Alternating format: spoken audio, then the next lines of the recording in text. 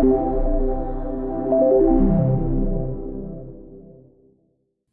podcast is brought to you by PLI, the Practising Law Institute, providing resources to legal professionals and the law librarian community. For more information, go to pli.edu/librarian.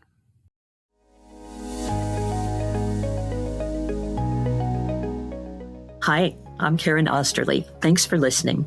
As a practicing law librarian myself, I've been working in the legal information profession for 36 years, currently with PLI's Library Relations team.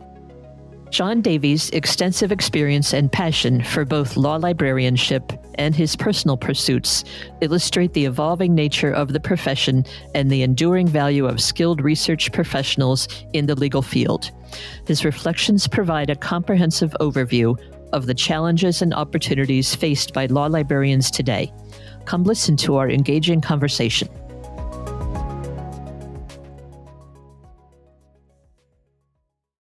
John Davey, I have here from Alston and Bird, and a pleasure to see you on screen, and thank you for joining me. Thank you for agreeing and fitting this into your schedule. Oh, I'm very happy to be here. I love PLI, and I've known you forever, Karen, so we're good to go. Good. I was trying to think when we had met. You were at Deckard, because I didn't even know until I looked up your history that you had been at Sullivan and Cromwell.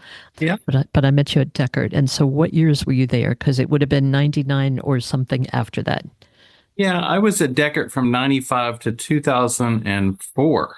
Okay. So it was around 8 years, 96, maybe something like that. Because before that, I was at Epstein Becker for 5 years, from 90 to 95. And then I went to Deckard.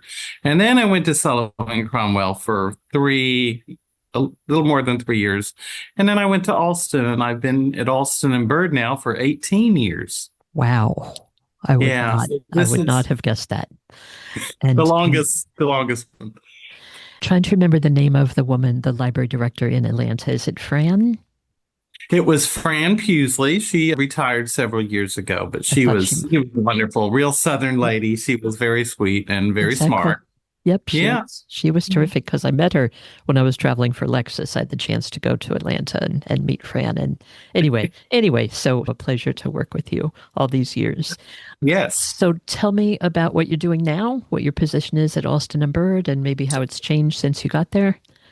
Well, I've been there, yes, I said, I've been there 18 years, and I'm it was the library manager, but in the last couple of years, we changed it to research services manager. We got rid of the word library, even though I love the word library, but we call it research services. And you have how many attorneys in town, roughly? Actually, now we have about 170. We used to have like 140, but it keeps growing and growing, and we're running out of room.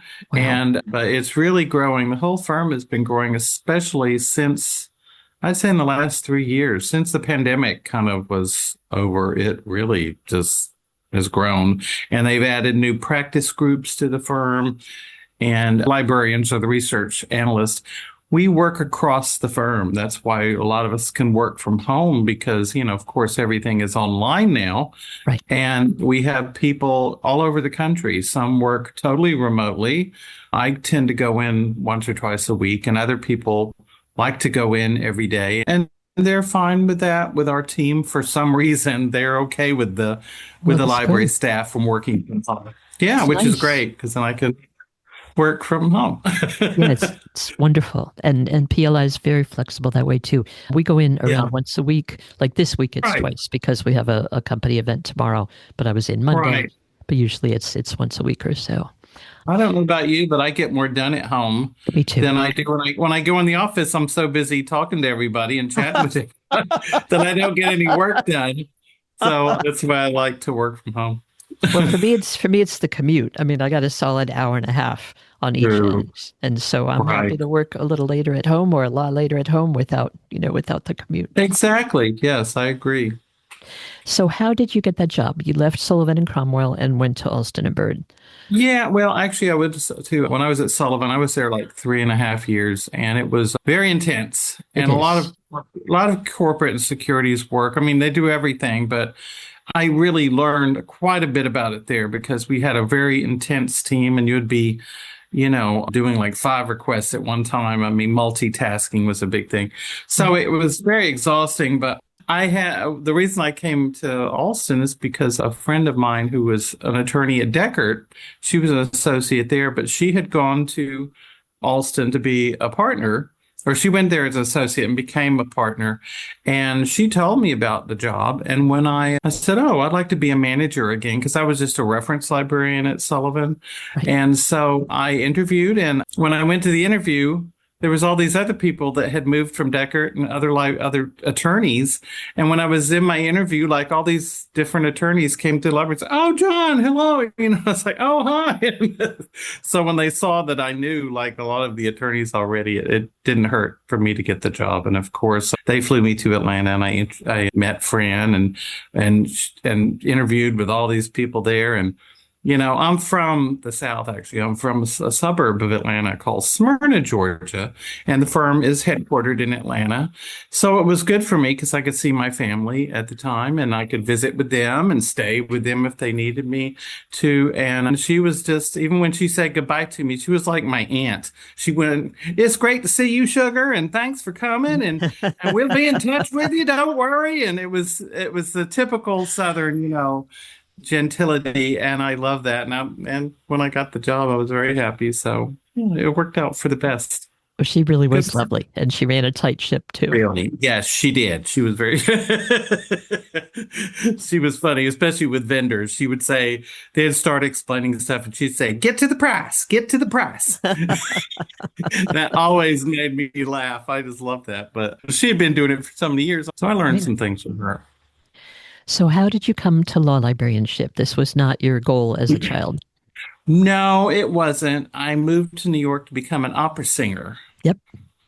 But, you know, this was back in the 80s. But my dad told me, he said, I'm fine with you trying to be an opera singer. That is wonderful. But just remember, you've got to pay the rent and you've got to eat.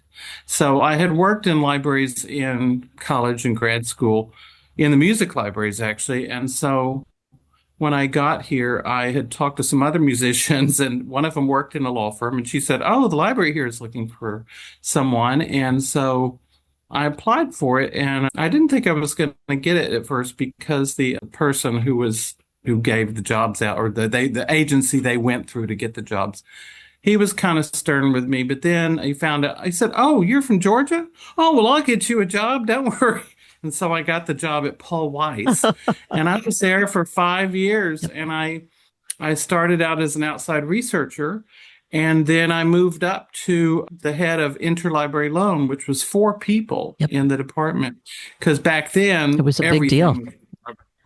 And Paul Weiss was a federal government depository, and they had all legislative history. They had everything. So people called us all the time. All the time. We used to have like 50 interlibrary loans per day of people calling us and then us calling them, because, you know, everybody borrowed everything. Nothing was online. I mean, I remember even Lexus.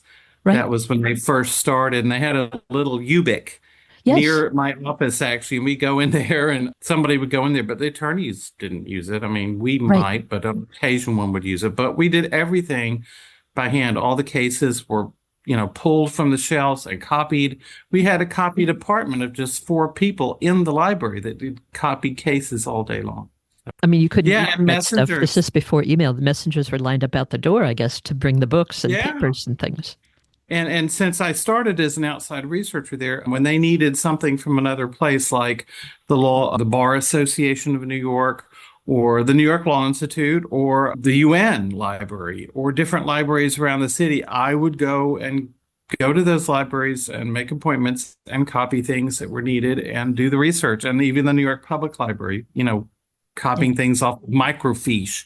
It was a whole other world, you know, 40 years ago. So it was, and I did that too in grad school. I mean, fiche and microfilm, microfilm with the spools. Right. Yeah. So I feel like I've, you know, seen it all change over the years, especially now. Different. So you never looked back. You went to Paul Weiss, you went to Epstein, Becker and Green, you went to Sullivan and Cromwell, you went to Deckard, and now you're at Actually, Alston. I went to Dewey Ballantyne. Oh, Dewey, I'm sorry, Yeah. with Gittell. Yeah, Dewey after Paul Weiss for 2 years. And that's when that was my first job as a manager. I was a manager of the Uptown office because they had a downtown office. That's where the main headquarters were. And I was a manager of that. So when they did combine, that's when I left, and I went to Epstein Becker to be the assistant librarian for 5 years. Okay. And then after that, when I went to Deckard, I became the manager. That was my first role as a manager, and then it's been manager ever since, except for when I went to Sullivan Cromwell. I took a step back, actually, as just a reference librarian. But it was fine. I didn't get any pay cuts or something like that, so it worked out fine. Good. A good firm working with. So I was going to ask how you've seen libraries change, and you've already touched on a few things. I mean, it used to be all books. It used to be all print and messengers with papers and copies and things. Even legislative histories, we would have to physically compile them. Yep, exactly. We would, when something come out on something, we'd take the reports, put it in a drawer, and just pile them all up in there. And once it became final, we would organize them and bind them into big, multi-volume sets, like 10 volumes of my legislative history. Of course, now you don't really need that. Everything's online. And I remember I was just thinking about PLI today and how, we would keep the color books, every year it'd be the whole series of color books that would come in. And you couldn't wait till the next year to see what the color was going to be. Like, oh, this is a good color. Or then the next year, like, oh, why did they pick that color? Boring gray. Last year it was like orange, and now it's purple. But, and we would keep them for years because attorneys would use them. They would look back to compare year after year if they needed to, what had changed. And of course, now we don't have to do that. So it's a little sad, though. I hated getting rid of all those. It really made me. So where you are now at Alston, you don't have course handbooks print collection anymore? Well, actually, I do have like the last series or something that was available because I like them. They look pretty, and I don't want to take them off the shelf, even though they're antiquated. We don't get the new set every year. We go online, of course, to do it. Right. So, but I can miss those. I've kept a lot of the old stuff, even though it's not updated, because it looks nice, and I like it. Does. I like books. And yeah, it's me a problem. Too. Yeah. No, and they're gorgeous. Well, on that note, I have to mention one of the things I get to work on at PLI is our archive project. I mean, we're really committed to adding more and more and more of the archival course handbooks to PLI Plus for the very reason that you just mentioned. So if you're ever going to divest any of those, come to me first, because we would love to. Oh, okay. Yeah, I mean, I don't think these are the really old ones. I think we just have the most recent, not the most recent year, but when we stopped, it's probably like 2018 or 19 when I had, because it kind of stopped when the pandemic happened, Right. We had to go online. Right. People stopped getting the paper copies as often and went online. Well, when you came to Alston and Bird, you guys had the privilege membership already, right? That's all the CLE material through PLI? Right. We had CLE because that's the only one that we send our attorneys to is PLI. Good. If they want to go to something else, it has to be approved or something like that. But which on occasion, depending on an agency or something, they might have to go to something like that. But we only promote PLI CLE courses. And then a couple of years ago, you got PLI Plus, which is all of our books online. On PLI Plus. We tried not to do it. I'll be frank with you, for a couple of years. And then finally we're like, no, we got to stop that. We have to have this because they need, and having the archival CLE handbooks is a part of it. Yeah. I mean, even though they would be given, a course handbook when they go to a CLE, it's not the same, as you might have to reference it to a former, course. Right, an earlier version. Yeah. So you need all that. So, yay. And so do you train them on the PLI Plus, or do they pretty much know how to work? We do. I mean, it's a pretty basic training we do. We have one of our staff, Toral Doshi, she does training. She's in the library's training group. So she does that. So I believe we do have a training for that. I mean, I think we usually get a rep from PLI to come and do it. And it's done online, of course, because everything's online now. And they train, across offices. So nothing's done in person anymore. I kind of miss the old days of training the associates myself and even the summer associates, but that's a gone art. It's all done online across the firm, and that way they can train like 100 people at one time if they want to do it. Well, we still do in-person visits. Excuse me. So Annie Carino, Annie, she's your PLI rep for the PLI Plus, and so she's probably done some Zoom trainings for you.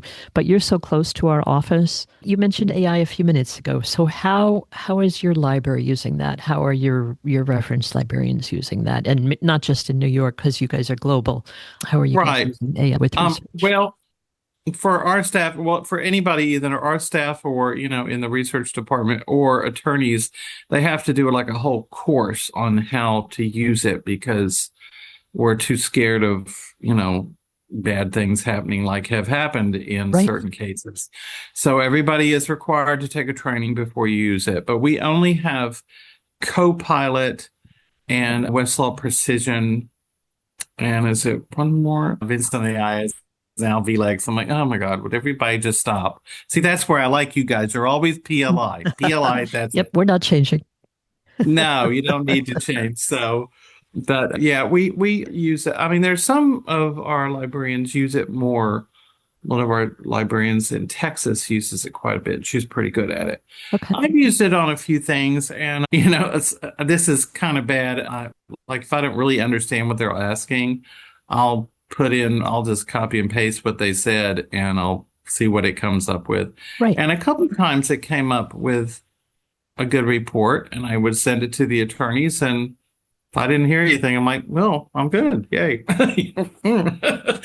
But most recently, I did that because I didn't know what she was asking me. I was like, it was so complicated. And I said, you know what? Why don't I just put it in Vincent AI I think I put it in Westlaw Precision in AI.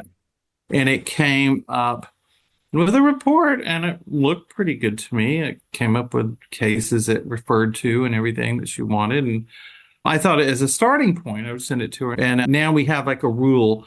If you don't understand anything, don't just put it in AI. Ask the attorney, what the heck are you talking about? Can you explain this or break it down? Right. Communication is a big part of it, And as I get older, I'm not scared to go back to an attorney. I used to be if it was a partner that was kind of tough.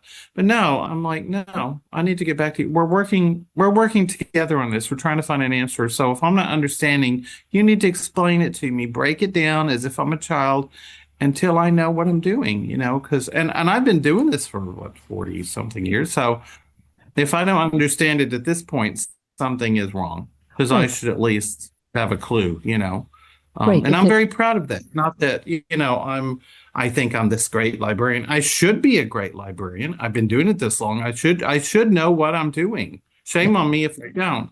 But on occasion, you find some of these and you don't really understand what the heck they're asking. So you just have to clarify and then maybe use AI. Well, you know what it sounds like you're doing is going back and doing a deeper reference interview. Your initial contact didn't give you enough information, and this is something we've done forever. If it were a straight question, a corporate question or a PI question or an IB question, you would know, but things are so complicated now. And if somebody's asking you and talking at length about something and it's not anything we've worked on before, it's not a shock that you need more information. So you're using... Yeah, so you're using more, more in-depth reference interview question and delving in. So that's great. And I will tell you that the questions we get, we've all talked about it, even the other managers and myself. We've all talked about how the questions or the reference requests are getting more and more complex. Yep. Things I've never seen before, language I don't know. And I'm like, I've never dealt with this before. What is this? And and I usually have to do my research to understand what they're asking before I can even start looking for what I need. I need to figure out what it is, and if it means going back to them, fine. Sometimes I find my answers to proceed, with researching the request, but doing the actual research to process the request. And you know what? You're not alone. Cornell Winston, and he was one of my first podcast guests, and that's exactly what he told me. I just remember clear as day. He said it used to be they just had questions about the law, but now their questions might involve telecommunications, they might involve science, they might involve, nuclear physics, and we don't know everything. Yeah. And he said this is happening everywhere, and so it's interesting that you're mentioning that too. Exactly. And there's new practice groups I've never even heard of that say, like, if I do a lot of corporate, that's kind of like my specialty. Right. But of course, then you have hedge funds and private equity, and but now they've got further breakdowns into different funds and different things and some of it I've never really heard of. So I have to kind of investigate that myself, which is sort of strange at this point in my life to have to learn other stuff. But it is the way it is. It is, and it's valuable. I mean, who knew what SPACs were before a couple of years ago? I know, right? Oh, I still, I've worked on that now. I have to remember what it is. But you know what it is? I have to agree. And I'm hearing this all over the place because we were just with 1,400 of our closest friends in Portland. I know. And it's just getting more complex and, requires more from librarians. So it's interesting to me that you're on top of the tools and looking in things. So I'm glad about that. Absolutely. We have to. And there's more and more tools that they come around. Right. So what do you see the future of as AI in law firms? Because you've been in law firms exclusively since you came from the music world into the law librarianship world. What do you see the future? Well, as the future of information and for libraries or research services or whatever you want to call it, I think actually, I know some firms are getting rid of their libraries and that kind of thing, but that's a little stupid. I'm sorry, I hate to be blunt, but it's a little stupid because even if they don't want a library, they need us. We don't have enough people now. Right. And I think a lot of firms are the same way. And the attorneys come right to us, but I've seen that through the years where attorneys will just, like associate will get something from a partner and bring it straight to us. They don't even read it and say, here, do this. But it's getting kind of worse. Unless they can Google it, they don't know what they're doing and they will come to us. And so that's why we're swamped. So I think the librarians are just going to keep going and going. I don't see that going under. I mean, whether you get rid of books, I don't either. That's another thing. But whether they're going to call it something else or try not to pay us a certain way or whatever it is, they still need us. So be grateful, and I don't mean that in a bad way, but I think the mentality is changing than it used to be. I mean, there were always some tough attorneys, always. And I don't see that as much now, but everybody wants everything now. Everything's got to be immediately. And sometimes it just doesn't work that way. It's not poof. That's why AI is a little scary because they expect it to come up with the answer right away.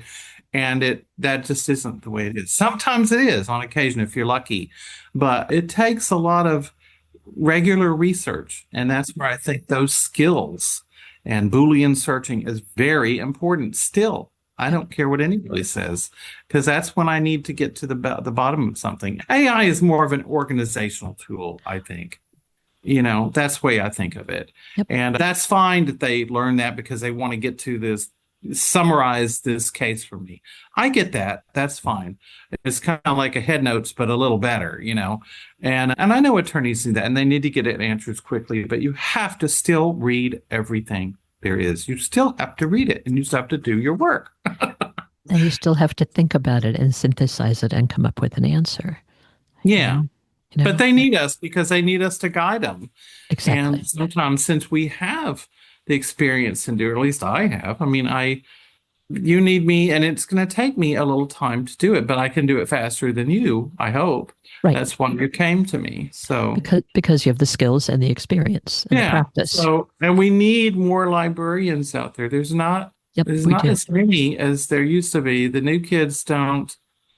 A lot of them don't know how to do stuff. Not everyone, but we have to train them how to do it. And thank God we're enough of us still around where we can teach the younger generation. But it is an important skill, an important job to do. So we still need librarians. So I hope we'll get more into the field. I hope so too. That's the plan. Yay. So what are some of the most important learnings that you would share with fellow law librarians? You've touched on a few just now, which I appreciate. Train the people below you, read everything, analyze everything, make sure the attorneys know how to value you and what you're doing. Let them know, and be communicative with them. If you don't understand, write them. In fact, we have a kind of a rule now that when a request comes in and you take it, to write them immediately back. I have taken your request and I will be working on it, and I will let you know if I have any questions. Or do you have any questions for me? Communicate. Because if it's not what you want, then come back. We'll figure it out. We're a team. We are here for the same purpose. We all work together. We want to help each other. You help me, I help you. That's what it should be about. I would say that's very important. Make sure that you really understand how to use the bigger databases like Lexis, Westlaw, Bloomberg Law. Discover which ones are more helpful for which things, because every database has their forte, I think, just like docket searches and that kind of thing. There's so many different docket programs and everybody has their favorites. So you need to learn that. And also I would say, this is the way I was taught. And I don't know if people believe this as much now, but when you get a request, you get it done. Once you start it, get it done. Get it to the attorney as quickly as you can, because we were always taught to assume that they needed it yesterday. That was the way we were taught. Right. When I was at Deckert, when I was at Sullivan, especially Sullivan, oh my God, they wanted it yesterday, even though they're asking for it now. Right. Get it to them as quickly as possible, and if it takes longer, let them know, I'm having some problems, so it may take me a bit longer. We're trying to get it as quickly as we can. And that should be assumed by any new librarians coming into the field. So we had talked, I was asking about learning, and I don't know what you've shared some, but is there anything else you want to add on that? Important learnings that you would share with other librarians? Yeah, make sure that you get back to attorneys, and once they start a project, try to finish it as quickly as because it's a law firm and they need to move ahead as quickly as possible to even read what you've got, to understand it and that kind of thing. So that's why it's important to get it done as quickly as possible. That's old-fashioned thing of me. And I will, work a little later if I have to get it done. And what do you wish you had known when you started as a law librarian, when you came to New York and started working for Paul Weiss? What do you wish you had known?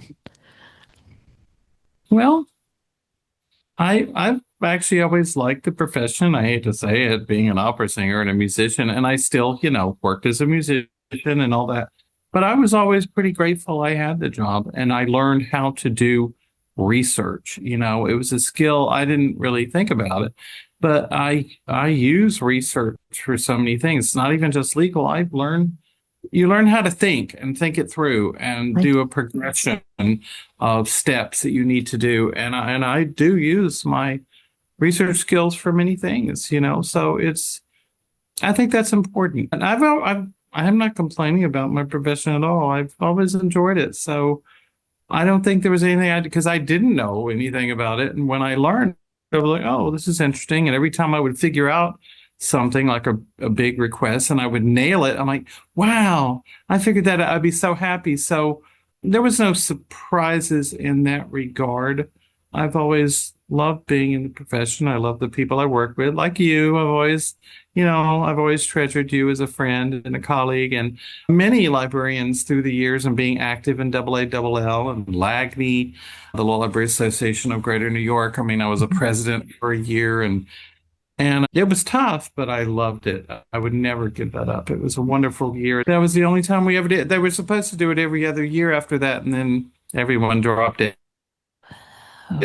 But that was the 75th anniversary of LAGNY, and I'm the one that got it going, and Steve Laxford helped me, and it was a wonderful event. It was a conference for a day where you would choose, programs to go through all throughout the day, just like you would at AALL in the convention, and then they have a lunch thing, and then we had a big dinner at night, and we won the award that year for the best conference, best, program, and it was a joy. And being president that year, the 75th year, was wonderful. And I just felt very lucky that year that I had, served my community and was a big part of it and was involved.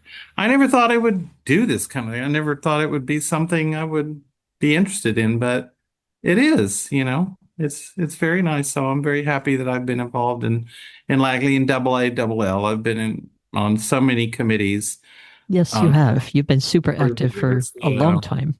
A long time, but now I'm winding down somewhat. But because I do think the younger people need to get involved. They need to do it like I did 30 years ago.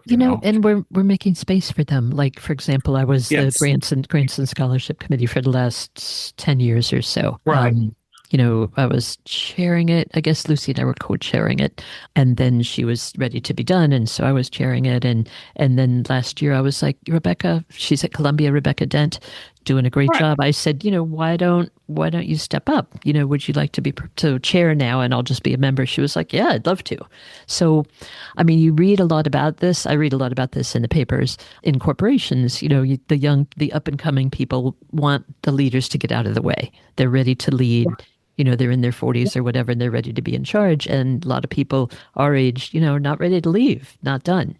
It's true. But, what was a little frightening for me this year at AALL was the big dinner or the luncheon at the end. There weren't as many younger people there, but they need to step up and they need to go to meet other people. It's a community, and meet the people your age and go to the dinners, go to the lunches, do whatever. It's very important. And they need to realize that that's part of it. I go there for the networking to see people I know. And then you talk about, hey, did you do that? Yeah. Have you ever done this? That's how you learn a lot. I mean, exactly. This is how we learn. Yeah, I've used a lot of people that I've met there for different things when I need it, and they step right up to the plate. Like if I needed something, an Oregon law or something that I couldn't find anywhere of a certain place, I met this person in Oregon, and I call them, and they, oh, sure, I'll send it over to you, and that was it. That's called networking, and that's a good part of it. And collaborating. I mean, that's such a big part of our librarian community. Yes, it really is. Working together and collaborating and helping each other. And, I've always loved that. Even if the firms are, competitors, the librarians are not competitors. We help each other out. Right. We help each other out. So I've always loved that. Just a few more questions. Sure. Talk to me about music. So you have a bachelor's and a master's in music. Is that voice? Is that instrumental? It's in voice performance. I'm a tenor.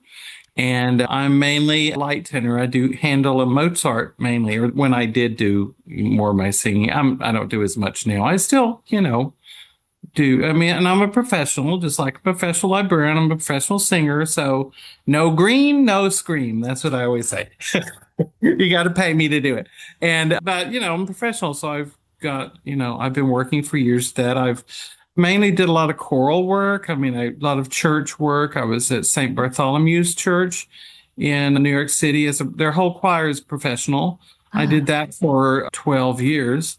And then I decided to move on. And I do substitute now. And I did a lot of choral work for symphonies and things like that. And I do solo work for orchestras and things like that when they need like a tenor for the Messiah. Yep. Elijah. Mozart Requiem is a big one of mine that I do. Right. I'm mainly the lighter tenor, Mozart, Handel, Bach. I do a lot of solo stuff for that. I mean, I just don't do as much as I used to because, the younger kids need to get in and do it now. I've had my time, but I still do some work as a singer. So that's that job. And I have my other hobbies and things. So I'm a very multitask kind of guy. Yes, I like so many different things. A Renaissance man. I'm a Renaissance man. Yeah, I like a lot of things. And I do use my research skills for a lot of stuff. I think I told you I'm a collector as well, and that's my side thing. Mm-hmm.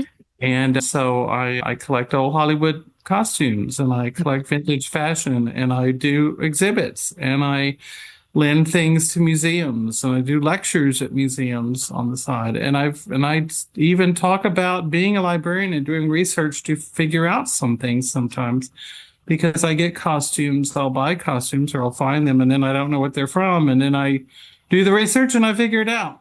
Not always, but a lot of times I do. So right, you're finding the providence. Providence. That's what it's all about. And I love doing that. It's a lot of fun. And it's my hobby. I'm an old movie buff. And so that's my other thing I do. So I've got all these other hobbies, but they're all kind of linked together some way. I enjoy it. By research, by information. Yeah, information. And I think you know that I did a lecture for SLA, Special Libraries Association. Yep, I came to that. Yeah, 2018. It was on diversity in movies and doing how being a librarian helps. Yep. And I went through the whole thing and I showed costumes dealing with, different diversifications. And I did a whole program on it, a whole lecture on it, and showed videos of the movies that we're in. And it was a lot of fun. And I think people enjoyed it, because I think people learn something, and that's for any hobby you have. I think it's important to know how to do research, because no matter what your hobby is or what you're interested in, you should, learn how to find out the information, whether it's sports or whatever it is, or collecting rocks or whatever it is you collect, Right. And you've currently got an exhibit going for another couple of months. Tell me which museum that is again.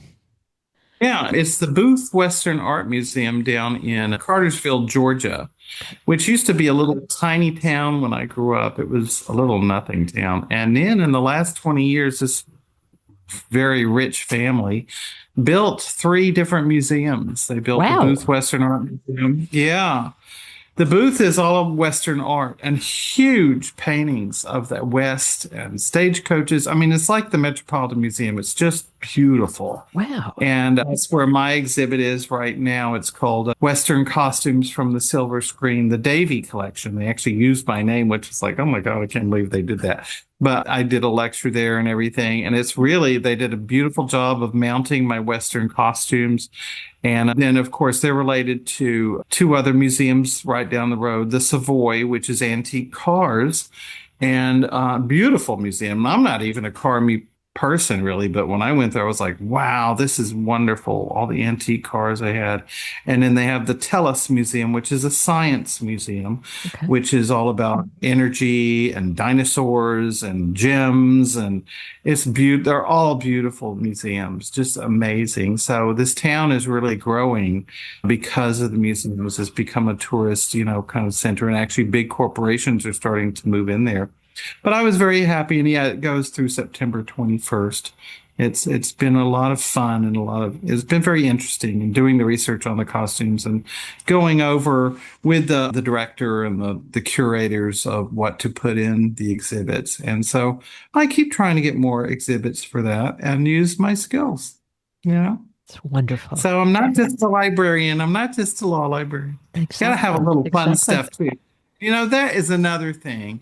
When you are a law librarian, you do need to have other outlets because it gets very stressful, finding legal stuff, and you have time limits to get it, so court, things that you have to get. So you need to have something else to get your mind off of it and to, when you're not working, have fun, do things you enjoy.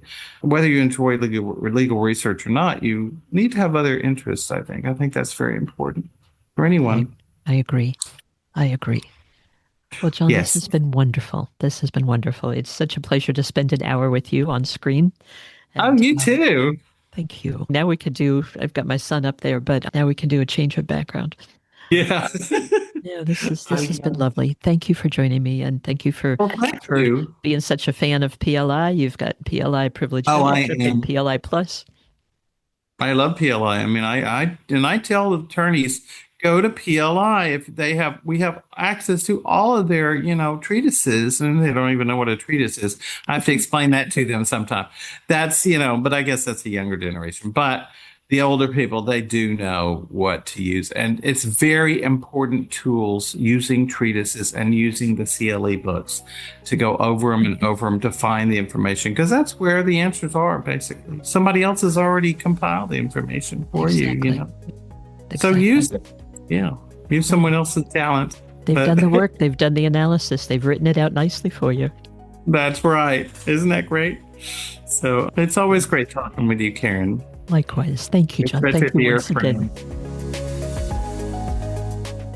Thanks for listening to The Practising Law Librarian. Be sure to subscribe and listen to our latest episodes wherever you listen to podcasts. And to learn more about the Practising Law Institute, please visit pli.edu. To learn more about PLI PLUS, which provides electronic access to the full collection of PLI Press publications, and schedule a demo with a member of our team, please visit pli.edu/plus. Please note that the views and opinions expressed during this podcast represent those of the individuals being interviewed and not necessarily those of PLI.